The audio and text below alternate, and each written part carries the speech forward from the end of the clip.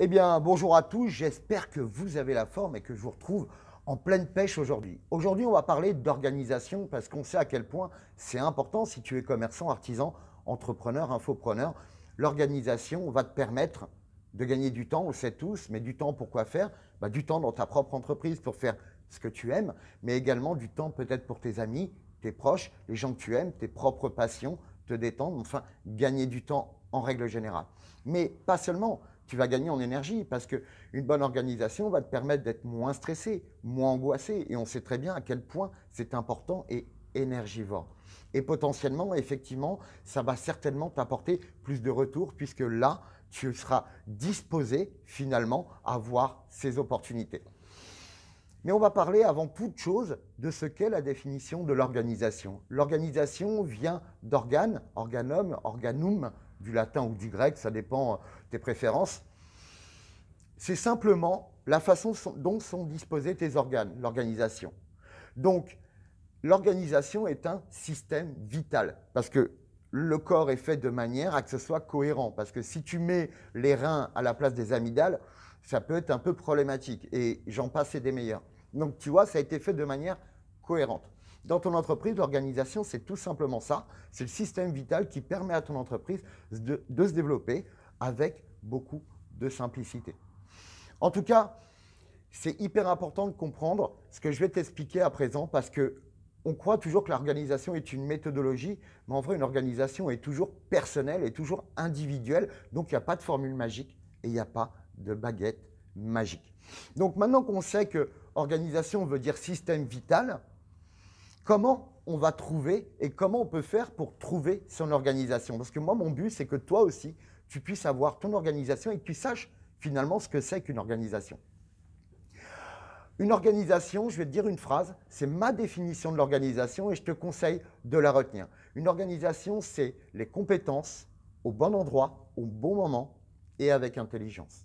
Je répète, mais je reprendrai tous ces points un par un. Une bonne organisation, c'est les compétences au bon endroit, au bon moment et avec intelligence. Premièrement, les compétences. Qu'est-ce que c'est que les compétences? Et quelles compétences on parle? Je parle des compétences de tes collaborateurs ou je parle même de tes propres compétences. Qu'est-ce que c'est que les compétences finalement? C'est ton talent. Ton talent, je vais te dire la définition, c'est ce qu'on fait naturellement bien. Donc c'est hyper difficile de définir son talent. Je te donne un exemple. Tu vas aller parler à un de tes collaborateurs, par exemple, tu vas lui dire « Waouh, je trouve que tu as un super relationnel avec les clients, les gens te cherchent tout le temps, je vois à quel point ils te kiffent, etc. Je trouve ça génial. » Et la personne lui dit « Écoute, je fais rien de spécial. » Donc tu vois, c'est un talent qu'il a naturellement, mais qui ne se rend pas compte puisque c'est tellement facile pour lui qu'il pense que tout le monde a également ce talent. Donc important de définir tes talents et puis les talents de tes collaborateurs, premier point. Deuxième point, et ça, j'y tiens, c'est au bon endroit, puisque tu verras un peu plus tard, souvent les entrepreneurs, les commerçants, les artisans ont une façon de gérer les collaborateurs de manière managériale, comme un manager, pas comme un patron, pas comme un véritable leader. Ce que je veux dire, c'est qu'ils se disent, bon, on va faire tourner les équipes parce que c'est pas normal que tout le monde fasse ça, nanana, nanana, nanana. Non, non, je te conseille vraiment d'identifier les talents. Toi, en tant que chef d'entreprise, c'est de dire à tes collaborateurs, voilà, on va mettre les personnes au bon endroit parce que tu as tel talent, etc. Est-ce que tu es d'accord? Oui, non. C'est à vous d'organiser les personnes et de les mettre au bon endroit. En troisième position, toujours pareil, n'oubliez pas, vous êtes un chef d'orchestre. C'est ça une organisation. On va y revenir. Mais troisième chose, au bon moment.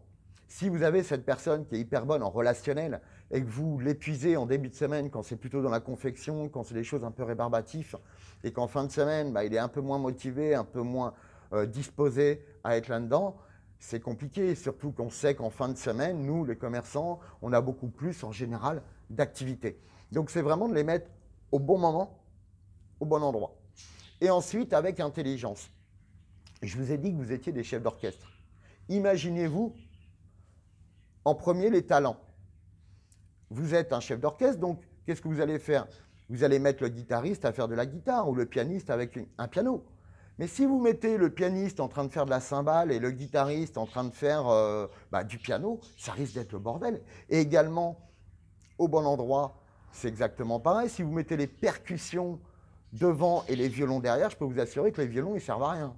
Et puis, au bon moment, c'est-à-dire que c'est rythmé, il y a un rythme, il impose le rythme. Sinon, bah, c'est un gros bordel. Donc, imaginez que vous êtes ce chef d'orchestre. Donc, votre intelligence à vous, c'est vraiment de comprendre le rôle de chacun. C'est vous qui avez des pièces, c'est vous qui vous êtes entouré avec les valeurs, etc. On a déjà vu ça dans des vidéos, mais vous savez vous entourer et c'est à vous de les mettre au bon endroit avec intelligence. Avec intelligence, ça veut dire quoi également? C'est d'identifier ces points de manque, ces points d'amélioration. Parce que c'est hyper important de voir, voilà, là, ça serait bien qu'on acquiert telle compétence, qu'on aille se former, ou mes collaborateurs aillent se former, ou alors de s'entourer des bonnes personnes qui ont les compétences qu'on a besoin pour développer dans notre activité. Et pour se dégager du temps. Parce que je vois beaucoup de commerçants, d'artisans qui s'occupent, bon un peu moins maintenant, mais qui s'occupent quand même de leur comptabilité pour soi-disant économiser une poignée d'euros, soyons clairs et nets. Ils vont y passer une journée par semaine pour économiser rien du tout et souvent, ce n'est pas super bien fait. Donc, je vous encourage vraiment à voir aussi où vous avez vos talents, où vous avez vos points de manque, où vous avez besoin de vous entourer.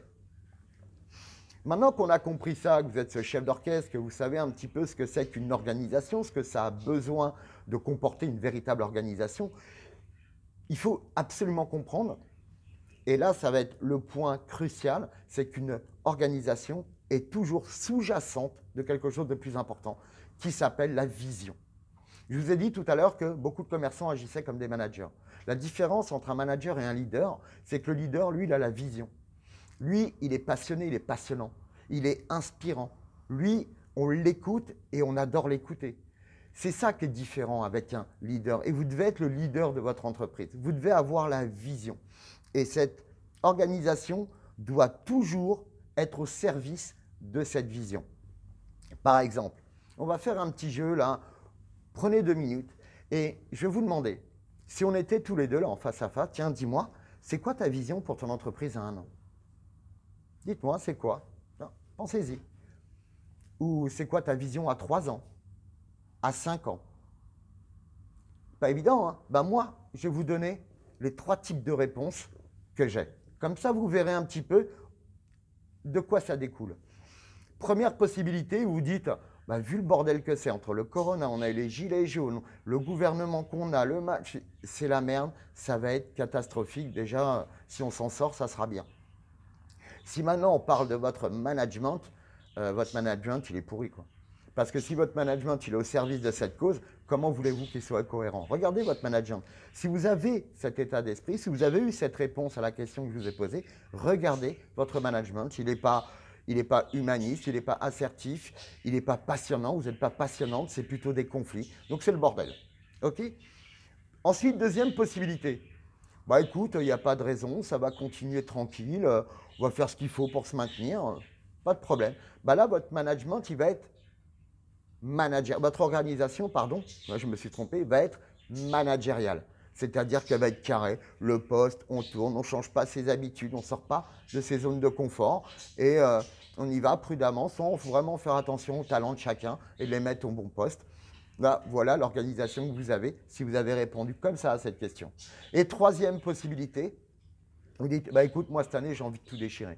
Je ne sais pas comment je vais mettre en place les choses, mais en tout cas, je sais que c'est mon année et je vais vraiment me régaler. Et bien là, je peux vous dire que votre management, il va être quoi? Il va être passionnant, il va être aventureux, il va être extraordinaire, et vous allez avoir devant vous tout plein d'opportunités qui s'ouvrent parce que votre état d'esprit sera prêt à les recevoir. Donc votre management qui sera extraordinaire, vous aurez une équipe qui sera au taquet avec vous, vous saurez vous entourer. Et c'est ça qui est extrêmement important. Donc posez-vous, réfléchissez s'il n'y a pas une cohérence entre ce que vous avez comme vision et l'organisation que vous avez. Donc je vous encourage vraiment à penser différemment. L'organisation, ce n'est pas quelque chose de rébarbatif, au contraire. Être bien organisé, c'est s'octroyer du temps pour ce qu'on aime, se débarrasser des choses qu'on aime moins, et ça c'est normal. D'identifier ses talents, comme je vous ai dit, ce n'est pas possible de les identifier tout seul. Donc entourez-vous, faites-vous accompagner. C'est génial, vous verrez, vous allez grandir à pas de géant. J'espère que cette petite vidéo vous a apporté des réponses à vos questions, peut-être vous a permis de vous poser de meilleures questions parce que c'est mon but. Si vous avez aimé, je vous encourage à vraiment liker la vidéo, à la partager. Abonnez-vous parce que je vais faire quelques petites capsules comme ça qui vont vous permettre à vous aussi de vous poser de meilleures questions. Et vous pourrez maintenant, grâce à cette capsule, mettre votre organisation finalement à votre sauce, à votre couleur, à votre saveur. Et vous allez voir que vous allez pouvoir avoir du temps pour vous et pour ceux que vous aimez. Je vous dis à tout bientôt les amis. Je vous aime fort. Bon courage et à ciao.